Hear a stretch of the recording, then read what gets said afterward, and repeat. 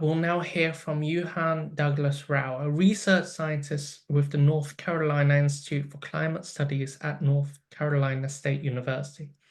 His research focuses on leveraging data science and diverse environmental data to monitor global and regional surface temperature changes and their impact on ecosystems and society. Quite rightly, Yuhan today will be talking to us about different dimensions of sustainability as they pertain to model sharing. Over to you. Thanks, Ishmael. I'm going to start share my screen. Okay. Okay, now hope it's working. Please let me know if you cannot see anything. Good. Thanks for the invitation, Chris and Ishmael, and I'm looking forward to the discussion today. And I think in the advertisements, we were talking about the sustainability in model sharing. And like mentioned, I'm with North Carolina State University, also with NOAA's National Center for Environmental Information and the NOAA Center for AI. And to set the stage, I think I want to try to clarify what we're talking about regarding model. And maybe in my opinion, when we're talking about model, it's really on a spectrum. And based on the definition from dictionary, whichever dictionary you try to pick up, a model is really an informative representation of an object, person, or systems, right? And oftentimes when we're talking about model, it may be on two ends. There's two ends. One is more like physics or first principle based models, like the I'm from background of climate and earth systems. So example is the earth system models that we have been using to study the physics and the impacts of the climate and how it relates to the society. And then on the other end is the data-driven type models that often is like statistical-based techniques, and oftentimes nowadays it always kind of be equivalent to machine learning or artificial intelligence-based models. And that is a figure I took from the paper from Hu et al.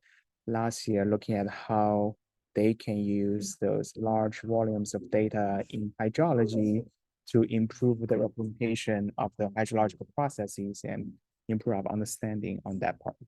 And oftentimes, there's also those hybrid models trying to combine physics and first principles with those data-driven techniques. And theoretically, I think technically, some of those Earth system models, it's also a little bit hybrid because a lot of times you need to parameterize the process in the representation of the physical systems, which is basically a statistical based methods trying to represent the process. So that is already a high combination of the physics and first principle and the data-driven techniques already. So I think we are all in the happy medium. Some may be more leaning towards data-driven, some more leaning towards the physics or the first principles based models. And when I was starting talking with Chris and Ishmael about what are we talking about in sustainability, so there are also two levels of definition, right? The sustainability can be the ability how we maintain or support those processes over time continuously. And that is usually maybe we're talking about sustained infrastructure, how we share, discover, and use or reuse the models we shared with others. And the other is more like commonly people are talking about in the general public, which is this a social goal for us to coexist with the ecosystems and the earth systems over the long time. Then that may be meaning a different level of like model sharing. How can we share the models that really reduce the impacts that we have put on the environment, right? So I'm going to actually start from the second layer and then moving our discussion to the first layer, like we're looking at what the infrastructure we need to get to that goal. So I am also getting involved in the CMIP group, which is the coupled model intercomparison project, phase 7. That this figure, maybe a lot of like terms doesn't mean anything to you if you're not coming from climate modeling community, which is totally fine. This just want to show you the complex structure of those internationally coordinated efforts that the Earth's science community are working on to support those global climate assessments, or the IPCC, Intergovernmental Panel on Climate Change, that has the reports come out every 5-6 years also, and to really inform climate policy negotiations and then our decision making related to climate topics. On the right side is a figure of all those experiments that we need, those like simulations we need to run to really support those assessment efforts. So that the timeline for this phase of the experiment is like 2 to 3 years, right? This is the 7th time we're doing it. And think about it, we're going back to the 2 decades that have been doing this for a long time. And this paper, this opinion piece or the news piece just came out this week on the Science, the Journal of Science, really thinking about the double-edged sword of this computational modeling and its impact can have on the sustainability and climate itself. So I specifically took out one paragraph from this opinion or the newsletter. It's like highlighted things, right? In this phase, in the last phase, there's 50 modeling centers. They are doing the simulations for the climates and also simulated like hundreds of thousands of years for the Earth systems, and they're using slightly different models and created 40 petabytes of data. So give you a context, I work for the NOAA's Environmental Data Center, which for the entire data center, there's about 50 petabytes of data right now. And so just for the specific coordinate efforts on the climate projections, it generated about the amount of data that one data center, one of the largest environmental data center in the world can produce. And only about a dozen centers track their computing and energy related, computing related energy costs. And then that costs about 1,070, but less than 2,000 tons of carbon dioxide. It's not a huge amount. And when you're trying to put that into perspective, that's about 200 American family household carbon emission regularly on average. But that also reveal a fact that we don't really have enough information to really help us understand what's the carbon footprints for those like large computational modeling efforts on and how it may have the impact on the climate by itself.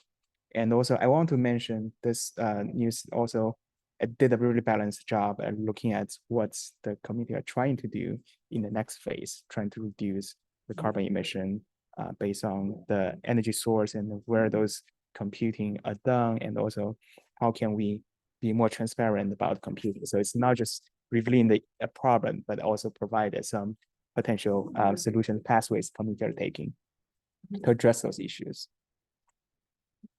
And I think there's also the increasing trends. I think there's elephant in the room, which is the increasing use of and mentioning about AI and machine learning model in the society.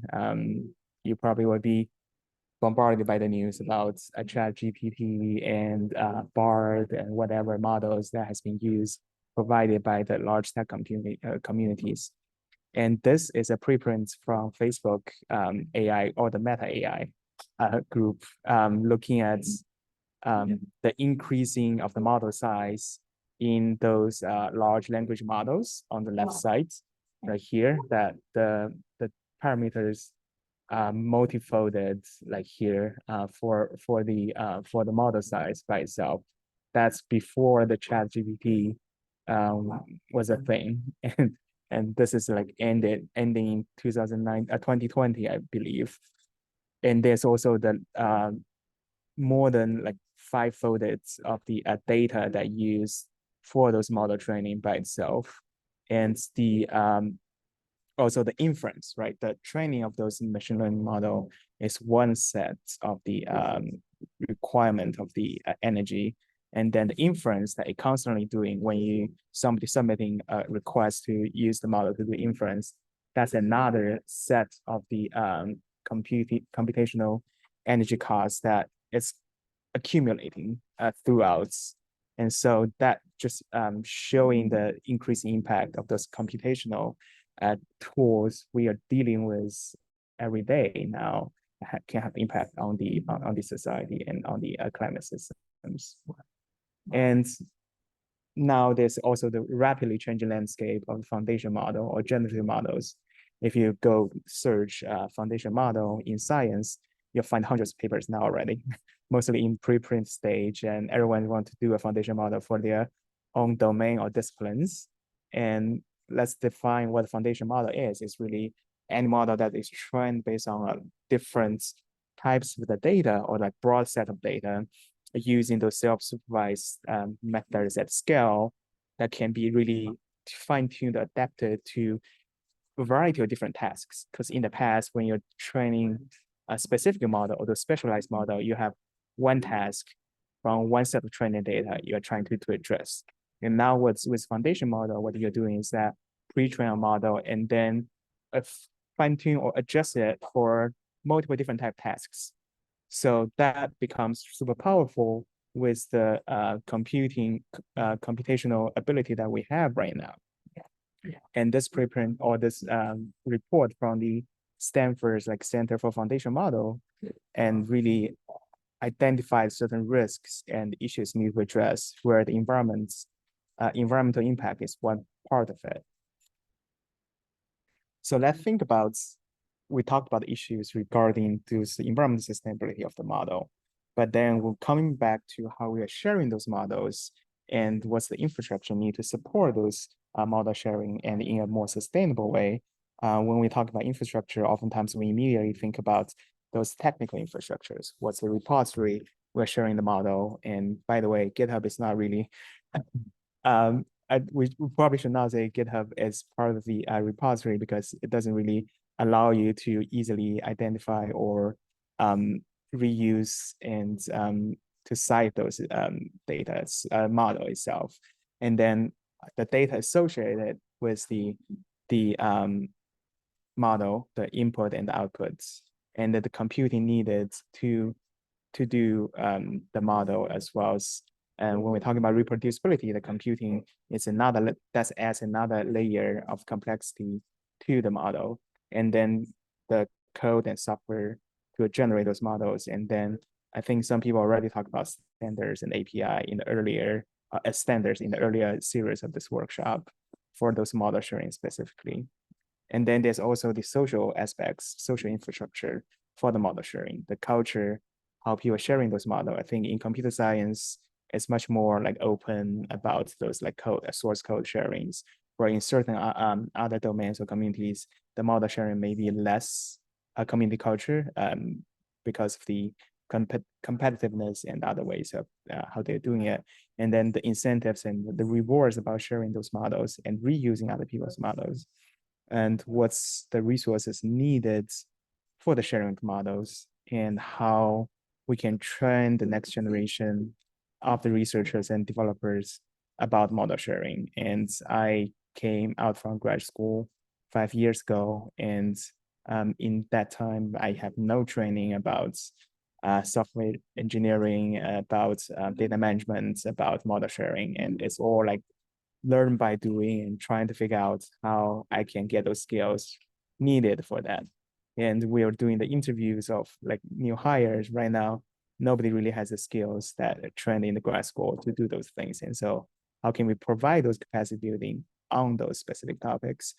And also, can we provide those like practice that people can follow? And that may be domain specific because in different domains, you may have different practices on how you share those models and where you share those models. So what I am going to go through are a few of the aspects I think connects to the sustainability. One area is the reproducibility, and the few questions I want to ask is really like, what does reproducing a model mean in different contexts? And right now, when we're talking about foundation model, what do we mean by reproducing a foundation model? And should all the models be reproduced? And when you have a model trained with petabytes of data with billions of parameters, only a small number of groups can have the computing resources to do that. And also, when we're talking about model, is there an expiration date? When we're trying to say we want to reproduce a model or reproduce a research.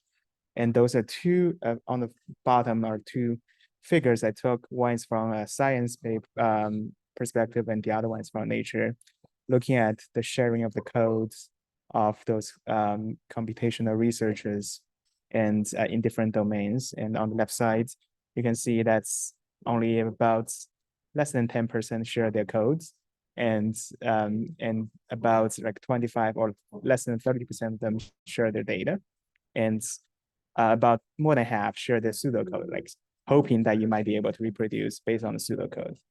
And on the right side, that you can see half of the people surveyed by this researcher said that there's a significant crisis of the reproducibility issues in different disciplines. And on the right side, you're like trying to break it down by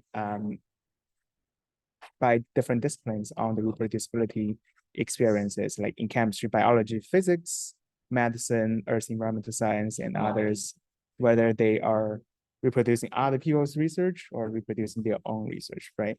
So that gives us a picture and also maybe also incentive, like say, if we can really share the model in a sustainable way, maybe that can address a lot of reproducible issues. But then comes back to what's the infrastructure required to really share those models and for the reproducible like activities. And the other one I want to mention is about provenance. And especially in the open source development, oftentimes I'm going back to the climate model or system model example. Each modeling center have hundreds of thousands of lines of code, and they are modularized in different components of the Earth system. There's a land model, there's ocean model, there's like CI, the atmosphere models and other things. And what does like provenance mean for the model sharing and reusing for different type models, right? And here is one of my favorite figures I was sharing with Chris and Ishmael earlier before this started. So what you're looking at here is really busy. And they're trying to group those Earth system models together as kind of like family tree or genealogy, trying to trace different Earth system models and how they're connected to each other based on different components were used in different Earth system models by different modeling centers. You can see that maybe the French modeling centers and other Germany or other European modeling centers, they might use same or similar land model, or they might use similar ocean models. But then you're using different parts of the Earth, different other module for their Earth system models, and then couple them together. So that becomes tricky when you're trying to trace different models back to the original source of the different components. And so how can we provide infrastructure or can provide technology to ensure the provenance? And also sometimes modelers will change a specific parameter of components of a model, and that becomes, and for different simulations, and how can we trace those informations, and that becomes complex systems. And that's why I really enjoy going through the slides from an earlier presentation about the complexity in the model sharing its presentation. And one more thing I want to mention is there's when we're talking about data, there are different principles like FAIR principles, CARE principles. For those who are not familiar with it, like FAIR is the findable, accessible, interoperable, and the reusable. And for CARE is more specifically for indigenous data, like collective benefits, authority to control, responsibility, and ethics. And so FAIR seems to be like critical when we are trying to sustain a model sharing efforts, but are there any differences between the FAIR principles for data and model sharing? That's something I'm sure people have already tried to figure it out. I'm not an expert on the FAIR for model sharing, so I'm gonna let other people answer that question. But like, how does the CARE principles apply to the model sharing, especially now there's much more visibility of the indigenous sovereignty about their data. And when a model starts touching on the indigenous data, how the care principles apply to the model. And when you're sharing those models, are there any constraints that you need to put on top of it? And more importantly is how can we operationalize those principles when we're doing the model sharing? That's a critical piece. When we're talking about principles, it's easy because it's a nice thing to talk about, but it's really getting into implementation in those machine actionable and machine understandable manner can becomes challenging. I'm going to use, and last one I'm going to touch on is the documentation and ethics, right? I have been working with a large group within the Earth science data domain. We're talking about AI-ready data. We have 4 components, like the one important component is about documentation about the data, right? Because documentation really enable the users to understand the contents of the data sets and how that can provide information and tools to increase the usability of the data. I think that also applies the same thing to models, and also documenting the limitation about the model itself and what the concerns the modelers may have when those data used in a wrong way. So I think that in the AI domain, AI model sharing, there's a lot of discussion about model data, model cards, which is really a document that can provide the critical information about the model and a machine learning model specifically to increase the transparency and about this model and how it is developed and what's the limitation of those models and what's the concerns when you're using those models you need to consider. So on the right side is an example on the Hugging Face, which is one of the most popular model sharing platform for machine learning developers, where it provides details of the model and what specific things the data used in the model itself, and then what's the limitations of the model, right? This is an example. And how can we think about when we're doing the model sharing, how can we design the documentation protocols to make it in a responsible way to reuse the model by itself. So I think there's a lot of open questions about the model sharing and related to sustainability. And I think I'm gonna stop here with my presentation as a stage setting. And I listed 3 questions that I want to hear from people who are here.